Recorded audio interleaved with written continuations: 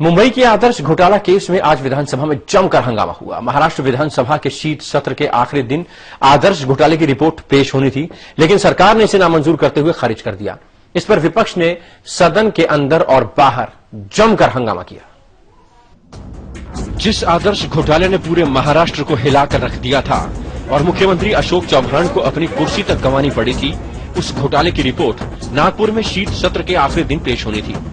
विपक्ष ने इसके लिए अदालत का दरवाजा खटखटाया था, लेकिन सरकार ने इसे अस्वीकार करते हुए खारिज कर दिया और रिपोर्ट को विधानसभा और विधान परिषद में एटीआर यानी एक्शन टेकन रिपोर्ट के तौर पर पेश किया, जिस पर विपक्ष ने जमकर हंगामा किया। आदर्श का कमीशन ऑफ इंक्वायरी रिपोर्ट जो आया है, उस रिपोर्ट में बहुत साफ कहा है कि यह महाराष्ट्र के लिए शर्मनाक घटना है। ये घटना महाराष्ट्र जैसे पुरोगामी राज्य में हो रही है। जिन पॉलिटिशियंस का लाभ इस आदर्श को मिला, उसमें स्वर्गीय विलासराव देशमुख है, सुशील कुमार शिंदे हैं, शिवाजीराव नीलंगेकर पाटिल है, अशोक चौहान है, सुनील तटकरे है और राजेश टोपे है। इनका राजनीतिक सपोर्ट इसको मिला है। और क्विड प्रो को लेन देन किसकी हुई होगी, तो प्रदीप व्यास, पीवी देशमुख, रामानंद तिवारी, जयराज पाठक, अशोक चौहान, बाबा साहेब कुपेकर और सत्यसंधा विनायक बर्वे, इनका क्विड प्रो को हुआ है। जिस रिपोर्ट को सरकार ने खारिज कर दिया वो कुल 671 पन्नों की थी।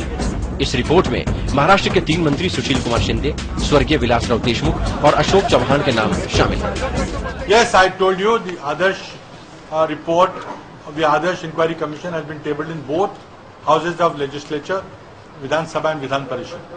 And the action taken report accepts the fact that the land belonged to Maharashtra government and also that the society, other society was not reserved for the martyrs of the Kargil war.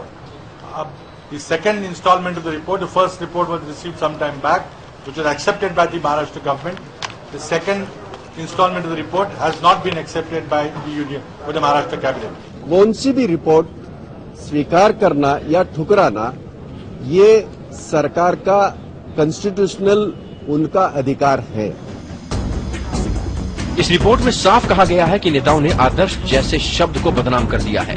Report में यह भी कहा गया है कि अंत में इंसाफ को सिर्फ 5.5 फुट जमीन की जरूरत होती है, लेकिन नेताओं ने गरीबों की जमीन हड़पने में सारी सीमाएं तोड़ डाली। इस आदर्श रिपोर्ट में महाराष्ट्र के 3 पूर्व मुख्यमंत्रियों के नाम हैं, साथ ही कई मंत्रियों के नाम हैं। इस रिपोर्ट को नकार कर महाराष्ट्र सरकार ने 1-3 से 2 शिकार किए हैं। पहला ये कि वो इस रिपोर्ट को सदन में न रखकर विपक्ष को जवाब देने और चर्चा करने से बच गई। वहीं चुनाव से पहले सरकार ये भी बताने से बच गई कि उसके 3 पूर्व मुख्यमंत्री भ्रष्टाचार में लिप्त थे। इस समय नागपुर से कैमरामैन गोविंद खेत के साथ हरीश तिवारी।